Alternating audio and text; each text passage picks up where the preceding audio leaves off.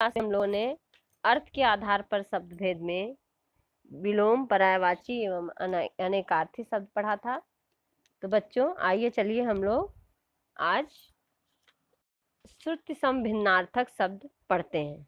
श्रुति सम भिन्नार्थक। श्रुति मतलब क्या होता है? सुनना।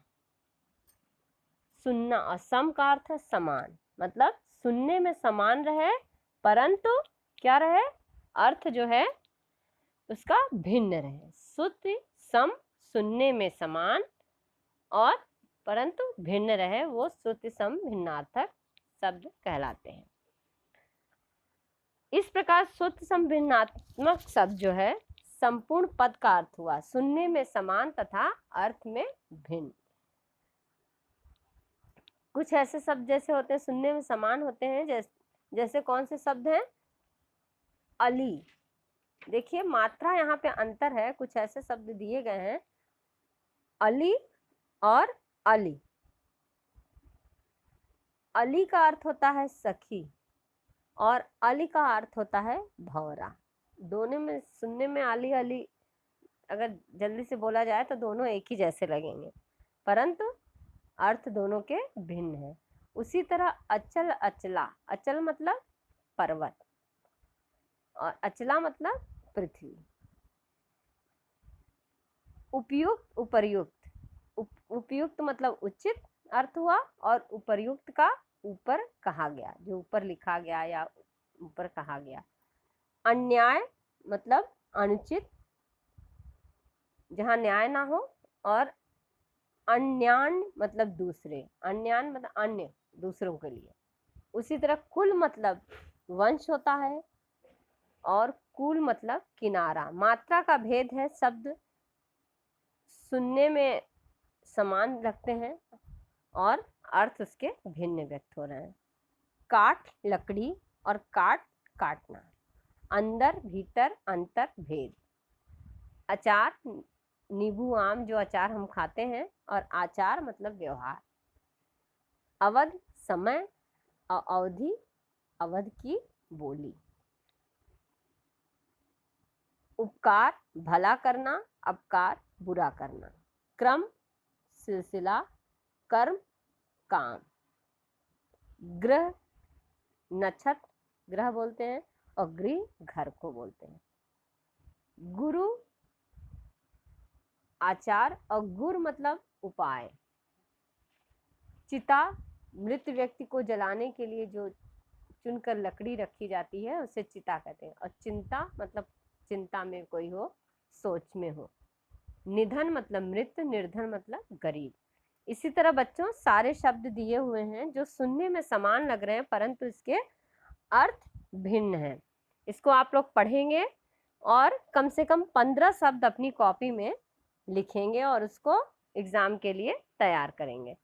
देखिए पाठ की एक्सरसाइज अभ्यास में दिए गए प्रश्नों को हम लोग हल करते हैं। पहला है खाने के साथ यदि डैश भी हो तो मजा आ जाए। अचार हो कि आचार हो, दोनों में क्या चीज खाने के साथ हो? तो यहाँ पे लिखेंगे हम अचार। सोच समझकर काम करने वाला व्यक्ति ही बुद्धिमान कहलाता है। सोच समझकर काम करने वाला व्यक्ति ही बुद्धिमान कहलाता है। उपयुक्त और उपर्युक्त, यानी उपयुक्त क्या होगा? सोच समझकर उपयुक्त काम करने वाला व्यक्ति ही बुद्धिमान कहलाता है। थर्ड है ग जीवन में उन्नत करने के लिए लक्ष्य निर्धारित करके कर्म करो। लक्ष्य नहीं, लक्ष्य। जीवन में उन्नत करने के लिए क्या होता है? लक्ष्य निर्धारित किया जाता है। वर्ण जाति और धर्म में किए बिना न्याय का मार्ग अपनाओ। अंदर किए बिना नहीं, वर्ण जाति और धर्म में अंतर किए बिना न्याय का मार्ग अपनाओ। रामचरितमानस भाषा में लिखी गई है। किस भाषा में? अवधी भाषा में। अवधि, अवधि पहला नहीं होगा, दूसरा अवधि, सेकंड ऑप्शन, अवधी भाषा में लिखी गई है। च सभी छात्र से खड़े हो जाएं। कर्म से खड़े हो जाएं कि क्रम से? क्रम, सेकंड ऑप्शन करेक्ट है।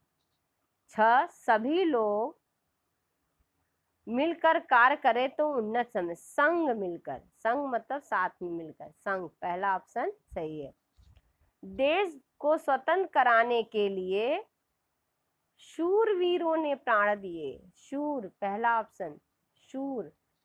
झ वसंत का मौसम आते ही फूलों पर मंडराने लगते हैं अली भौरे, अली मतलब सखी, अली नहीं, पहला ऑप्शन रहेगा अली। चाहे प्राण चले जाए पर का साथ मत दो, अन्याय का साथ मत दो या अन्याय का साथ मत दो, अन्याय का, अन्याय का साथ मत दो। देखिए दूसरी एक्सरसाइज है, निम्नलिखित रिक्त स्थानों की पूर्ति कोष्ठक में दिए गए उचित शब्दों द्वारा कीजिए। क है शब्दों में से शब्द छांटकर लिखें। देखिए दोनों ऑप्शन देना है, दोनों का अर्थ क्या होगा, कहाँ पर सही शब्द का चुनकर लिखना है, ये हमारे लिए छोड़ा गया है कि आप करेंगे। तो देखिए उपयुक्त मतलब क्या होता है, उचित, और उपर्युक्त मतलब ऊपर कहा गया। तो दोनों का अर्थ है कहाँ पर सही होगा, तो उपर्युक्त शब्दों में से उपयुक्त शब्द छांटकर, देखिए ये जो पहले है वो बाद में लिखा जाएगा उपयुक्त, और उपर्युक्त पहले लिखा जाएगा। तो उपर्युक्त शब्दों में से उपयुक्त शब्द छांटकर लिखें।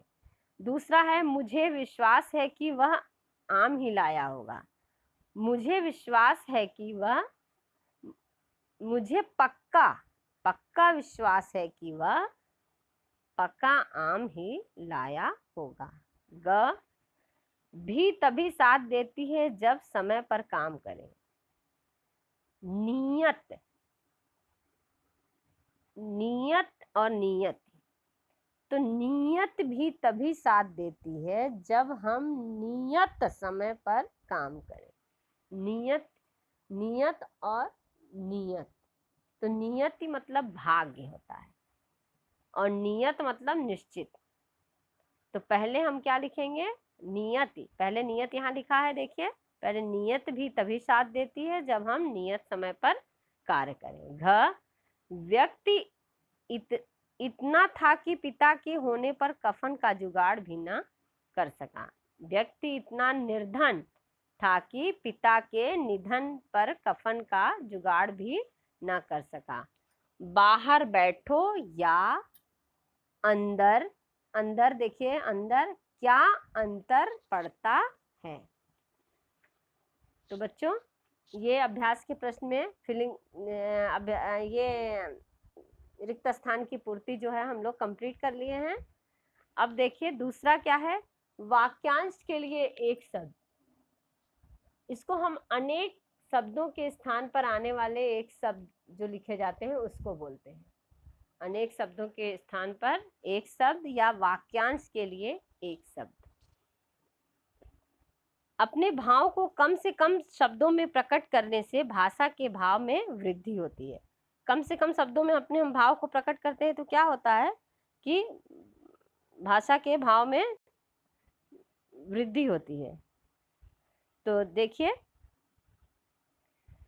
बच्चों आपको भी कम से कम शब्दों में अधिक से अधिक बात करने का अभ्यास करना चाहिए। समस्त पद प्रत्यय व अवसर प्रयोग द्वारा आप अनेक शब्दों के स्थान पर एक शब्द का प्रयोग कर सकते हैं। एक वाक्य में किसी बात को कहना हो, उसी बात को हम संक्षेप में एक शब्द में भी कह सकते हैं। जैसे जिन शब्दों के नीचे रेखा खींची गई है उन्हें पुनः लिखिए। तो हम लोग क्या लिखते हैं उसको, रेखा, जिन शब्दों के नीचे रेखा खींची गई है मतलब रेखांकित शब्दों को पुनः लिखिए। जिन शब्दों के लिए रेखा खींची गई है का मतलब रेखांकित शब्दों को लिए, रेखांकित शब्दों के लिए इस वाक्य का प्रयोग होता है। वैसे ही देखिए नीचे बहुत सारे वाक्य दिए गए हैं और उसके लिए एक एक शब्द बनाए गए हैं। वाक्यांश के लिए एक शब्द, जहां जाया ना जा सके, जहां जाया ना जा सके तो अगम। जिस पर मुकदमा चल रहा हो वो क्या होता है? अभियुक्त। एक शब्द में इसको बोलते हैं। जो बात पहले कभी ना हुई हो, बोलते हैं ना अभूतपूर्व, पहले भूत में कभी नहीं हुई है इसलिए अभूतपूर्व। जिसे रोका ना जा सके, अदम। जिसने ऋण चुका दिया हो, उऋण, यानी ऋण से मुक्त हो गया है। जिसने ऋण चुका दिया हो, उऋण। जिस पर उपकार किया गया हो, उपकृत। किसी की हंसी उड़ाना, उपहास करना, उपहास शब्द का प्रयोग होता है। कमर कसकर तैयार होना, कटिबद्ध होना। जो किसी के पक्ष में हो ना हो, तटस्थ, तटस्थ। जो कम बोलता हो, मितभाषी। देखिए नेक्स्ट, भाव में डूबा हुआ, भाव विभोर। सबसे पहले गिना जाने वाला, अग्रण, अग्रगण। जिसे भुलाया ना जा सके, अविस्मरणीय। जो चीज भुलाई ना जा सके उसे क्या बोलते हैं? वो अविस्मरणीय। सदा याद रखने योग्य, चिरस्मरणीय। चिर मतलब लंबे समय तक याद रखने योग्य। जीवन यापन का साधन, जीविका। दर्शन की इच्छा करने वाला, दर्शनार्थी। किसी बात को समझने के लिए बार बार विचार करना, मनन करना। युद्ध के समय बजाया जाने वाला नगाड़ा, रणभेरी। पहाड़ के नीचे का मैदान या प्रदेश, तराई। उद्योगों को अधिक उन्नत करने वाली विद्या, प्रौद्योगिकी। वर्षा ऋतु के 4 मास, चौमासा। वह नदी जिसमें सदा जल की धारा प्रभावित हो, सदा नीरा। जिसका दमन न किया जा सके, अदम्य। उपदेश परक वचन, प्रवचन। पीछे पीछे चलना, अनुसरण। साहित्य से संबंधित, साहित्यिक। अत्याचार करने वाला, अत्याचारी। सत्य आचरण के प्रति आग्रह, सत्याग्रह। जो सबके मन की बात जानता हो, अंतर्यामी। सुख स्वास्थ्य की जानकारी, कुशल क्षेम। शुभ कार्य संबंधी, क्या कहेंगे इसको? मांगलिक। मातृ पितृवत स्नेह, वात्सल्य। भवन के आसपास की भूमि, जो चारों तरफ घर के मकान के आसपास की भूमि को क्या बोलते हैं? परिसर। यात्री द्वारा पथ में खाने के लिए ले जाया गया खाद्य पदार्थ, पाथे। चीड़-फाड़ द्वारा इलाज करना, शल्य क्रिया। जो सुख दुख को गहराई से अनुभव करता हो, संवेदनशील। किसी कार्य को करने के लिए जुटाए गए स्रोत, संसाधन। स्मृति के आधार पर किसी विषय या व्यक्ति के विषय में लिखित विवरण, स्मृति के आधार पर। संस्मरण, आप लोग पढ़ते हैं ना कि लेखिका महादेवी वर्मा का संस्मरण, तो वो स्मृति के आधार पर किसी विषय या व्यक्ति के विषय में लिखित विवरण, जैसे गिल्लू का संस्मरण लिखी थी महादेवी वर्मा, जिसकी योजना सोच समझकर बनाई गई हो, सुनियोजित, पहले से सोच के सुनियोजित ढंग से। हाथ की कारीगरी, हस्तशिल्प। तो बच्चों ये वाक्यांश के लिए एक शब्द है, जिन शब्दों के नीचे रेखा खींची गई हो, रेखांकित। मैंने बताई ना, वाक्यांशों के लिए एक शब्द अपने भाव को कम से कम शब्दों में प्रकट करने वाली बात जो एक शब्दों में लोग बोलते हैं उसे बोलते हैं। देखिए अभ्यास के प्रश्नों में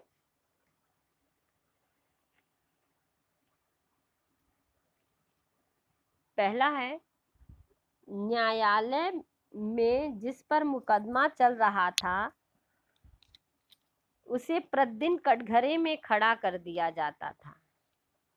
तो देखिए वाक्य दिया है, ये निम्नलिखित वाक्यों में रंगीन लिखे शब्दों के स्थान पर शब्द लिखकर वाक्य पुनः लिखिए। देखिए रंगीन लिखे जो है शब्द है, उसके स्थान पर शब्द क्या है, वो छोटा सा वाक्य है जिस पर मुकदमा चल रहा था, उसकी जगह पे आपको क्या लिखना है, एक शब्द लिखना है। तो न्यायालय में जिस पर मुकदमा चल रहा था, जिस पर मुकदमा चल रहा था उसको क्या हम बोलते हैं, अभियुक्त। तुम मेरी हंसी क्यों उड़ा रहे हो, हंसी उड़ाना मतलब उपहास, तुम उपहास, मेरा उपहास क्यों कर रहे हो, हंसी क्यों उड़ा रहे हो, उपहास। यह तो भाग्य का खेल है, किसी के साथ भी हो सकता है। हंसी, मेरा, तुम मेरा उपहास क्यों कर रहे हो, यह तो भाग्य का खेल है। हिमालय पर्वत पर जाया नहीं जा सकता, हिमालय पर्वत पर जाया नहीं जा सकता, क्यों नहीं जाया जा सकता, क्योंकि वह अगम है, न जाने ऋषि मुनियों ने वहां कैसे तप किए। हिमालय पर्वत क्या है, अगम है, वहां जाना मुश्किल है। मैं 7वीं कक्षा में प्रथम आने के लिए तैयार हो गया हूँ, मैं तैयार हो जाना मतलब कटिबद्ध हो जाना, मैं 7वीं कक्षा में प्रथम आने के लिए कटिबद्ध हो गया हूँ, मुझे लक्ष्य पाने में कोई नहीं रोक सकता। क्रिकेट के विषय में मुझसे बात मत करो क्योंकि मेरा ज्ञान इस विषय में बहुत कम है, मतलब बहुत कम ज्ञान को क्या ज्ञानी होते हैं उसे क्या कहते हैं, अल्पज्ञ, अल्प है या बहुत कम है या अल्पज्ञ, जिनका ज्ञान कम रहता है उनको अल्पज्ञ बोलते हैं। मैंने मकान के लिए जो ऋण लिया था आज मैंने सारा ऋण चुका दिया, सारा ऋण चुका दिया मतलब मैंने मकान के लिए जो ऋण लिया था आज मैं उऋण हो गया। सचिन तेंदुलकर का नाम संसार के सबसे आगे गिने जाने वाले बल्लेबाजों में आता है। तो सचिन तेंदुलकर का नाम संसार में अग्रगण है, सबसे आगे गिने जाने वाले की जगह आप क्या लिखेंगे, अग्रगण बल्लेबाजों में आता है। अपने परिवार के साथ नैनीताल की यात्रा बहुत समय तक याद रखने योग्य है, अपने परिवार के साथ नैनीताल की यात्रा अविस्मरणीय है।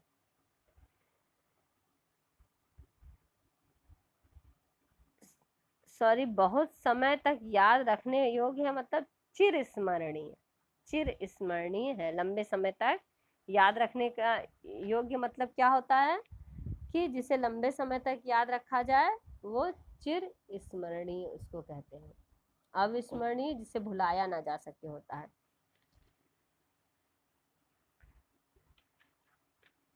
नेक्स्ट है, पांडवों के बड़े भाई युधिष्ठिर धर्म पर विश्वास रखते थे, धर्म पर विश्वास रखने वाला क्या होता है, धर्म पर विश्वास रखते थे मतलब धर्मनिष्ठ थे। जादू दिखाकर पैसे कमाना छोटे जादूगर के जीवन यापन का माध्यम था, जीवन यापन नहीं जीविका का माध्यम था। जादू दिखाकर पैसे कमाना छोटे जादूगर के जीविका का माध्यम था या जीविका था। निम्नलिखित शब्दों के लिए वाक्यांश लिखिए। देखिए यहाँ पे अब उल्टा हो गया, नीचे शब्द दिए गए हैं, इसके लिए वाक्यांश लिखना है। तो बच्चों आपकी बुक में दिया गया है वाक्यांश के साथ शब्द, ये आप खुद स्वयं से अपनी बुक में कंप्लीट करेंगे। देखिए शुद्ध वर्तनी, नेक्स्ट है शुद्ध वर्तनी, ये हमारा अंतिम टॉपिक है। शुद्ध वर्तनी अशुद्ध वर्तनी, शुद्ध क्या होता है और अशुद्ध क्या होता है। रविवार को दुकान बंद रहेगी, मनन ने अपने चचेरे भाई के घर जाते हुए इस वाक्य को जैसा लिखा था वैसा ही पढ़ा तो उसकी माँ ने नाराज होकर उसको शुद्ध रूप से पढ़ने को कहा। तो बच्चों हिंदी ऐसी भाषा है कि इसका उच्चारण अगर सही होता है, जैसा इसका उच्चारण होता है वैसे इसको लिखा भी जाता है। लिखिए कुछ और उच्चारण कुछ और करिए तो ये बात का अर्थ दूसरा निकल जाएगा। यह आवश्यक हो जाता है कि भाषा का शुद्ध उच्चारण करें तथा उसे शुद्ध रूप से लिखें ताकि पढ़ने और सुनने वाले आपकी बात का सही अर्थ समझ सकें। क्योंकि अगर हम लिखेंगे कुछ और बोलेंगे कुछ तो जो हम कहना चाहते हैं वो अर्थ व्यक्त नहीं हो पाएगा। इसलिए जो लिखना चाहिए वही बोलना चाहिए। शुद्ध लिखिए और शुद्ध बोलिए। तो देखिए अशुद्ध और शुद्ध दिया है कुतूहल और कौतूहल, अतिथि अतिथि, श्रृंगार श्रृंगार, व्यवहार व्यवहार। देखिए इधर अशुद्ध दिए शब्द दिए गए हैं और एक साइड शुद्ध शब्द दिए गए हैं। तो आपको इसको देखना है कि अशुद्ध शब्दों का शुद्ध रूप क्या होता है। बच्चों ये सब आप अपने एग्जाम के लिए तैयार कर लेंगे पढ़ के।